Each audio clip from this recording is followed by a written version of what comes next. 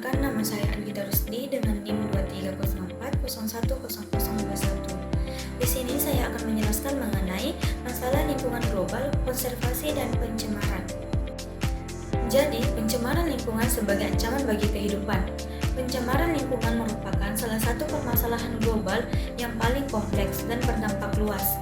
Pencemaran udara, misalnya, diakibatkan oleh meningkatnya emisi gas karbon dioksida atau CO2 dari kendaraan bermotor, pembakaran bahan bakar fosil, serta kegiatan industri yang tidak ramah lingkungan.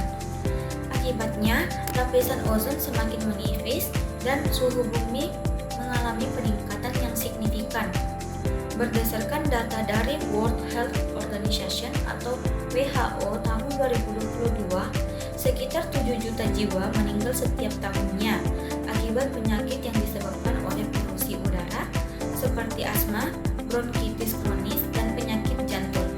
Sementara itu, pencemaran air yang berasal dari limbah industri, pertanian, dan rumah tangga telah menyebabkan penurunan kualitas air bersih di berbagai wilayah, terutama di negara-negara berkembang. Selain itu, lautan dunia kini menghadapi ancaman serius akibat penumpukan sampah plastik yang sulit terurai. Mikroplastik yang berasal dari limbah rumah tangga, kosmetik, dan pakaian sintetis adalah mencemari ekosistem laut dan bahkan masuk ke rantai makanan manusia. Kondisi ini menunjukkan bahwa pencemaran lingkungan tidak hanya berdampak pada alam, tetapi juga langsung mengancam kesehatan dan keberlangsungan hidup manusia di masa depan.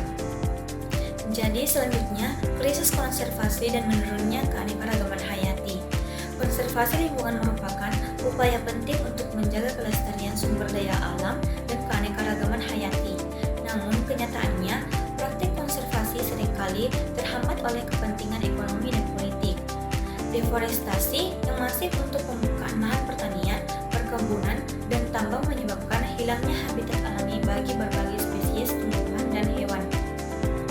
Kehilangan keanekaragaman hayati berdampak besar terhadap stabilitas ekosistem. Misalnya, berkurangnya populasi lebah sebagai penyebab alami dapat mengganggu sistem pertanian global dan mengancam ketahanan pangan. Selain itu, ekosistem hutan tropis yang berperan sebagai paru-paru dunia kini terus berkurang akibat pembalakan liar dan kebakaran hutan. Indonesia sebagai salah satu negara dengan hutan tropis terbesar di dunia memiliki tanggung jawab besar dalam menjaga kelestarian hutan agar keseimbangan ekosistem tetap terpelihara. Yang terakhir, upaya global dalam menghadapi krisis lingkungan. Dalam menghadapi krisis lingkungan global, berbagai upaya telah dilakukan oleh negara-negara di seluruh dunia.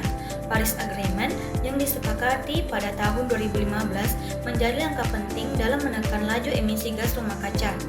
Melalui perjanjian tersebut, negara-negara mulai berkomitmen untuk menjaga kenaikan suhu global agar tidak melebihi 1,5 derajat Celcius di atas tingkat preindustri. Selain itu, banyak negara mulai beralih pada energi terbarukan seperti tenaga surya, angin, dan air guna mengurangi ketergantungan bahan bakar fosil. Di sisi lain, kesadaran masyarakat terhadap pentingnya gaya hidup berkelanjutan juga semakin meningkat. Inovasi teknologi ramah lingkungan seperti kendaraan listrik, pengelolaan limbah terpadu, serta pertanian organik juga menjadi bagian dari solusi untuk mengatasi krisis ini. Namun, semua upaya tersebut tidak akan efektif tanpa adanya partisipasi aktif masyarakat dalam menjaga lingkungan di kehidupan sehari-hari, seperti mengurangi penggunaan plastik sekali pakai, menanam pohon, serta menghemat penggunaan energi. Permasalahan lingkungan global seperti pencemaran dan degradasi ekosistem merupakan tantangan besar yang membutuhkan perhatian serius dari seluruh pihak, baik pemerintah, sektor swasta, maupun masyarakat. Konservasi lingkungan bukan sekadar tanggung jawab negara atau lembaga tertentu, tetapi merupakan kewajiban moral setiap individu untuk menjaga keseimbangan alam yang menjadi sumber kehidupan manusia. Dengan menerapkan kebijakan berkelanjutan, memperkuat regulasi lingkungan, dan meningkatkan kesadaran masyarakat melalui pendidikan lingkungan, kita dapat memperlambat laju kerusakan bumi dan memulihkan ekosistem yang telah rusak. Jika langkah-langkah konkret ini tidak segera dilakukan, maka generasi mendatang akan mewarisi bumi yang semakin tidak layak Oleh sebab itu, kerjasama global yang berlandaskan kepedulian dan tanggung jawab bersama menjadi kunci utama untuk menyelamatkan planet ini.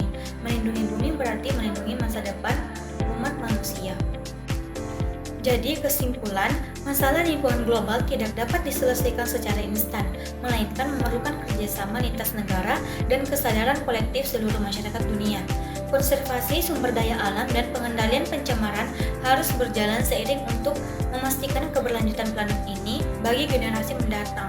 Melalui pendidikan lingkungan, kebijakan berkelanjutan, dan teknologi hijau, manusia memiliki peluang besar untuk memperbaiki kerusakan yang telah terjadi. Melestarikan bumi bukan sekedar tanggung jawab pemerintah, tetapi kewajiban moral setiap individu sebagai penghuni planet ini. Mungkin itu saja dari saya. Sekian, wassalamualaikum warahmatullahi wabarakatuh.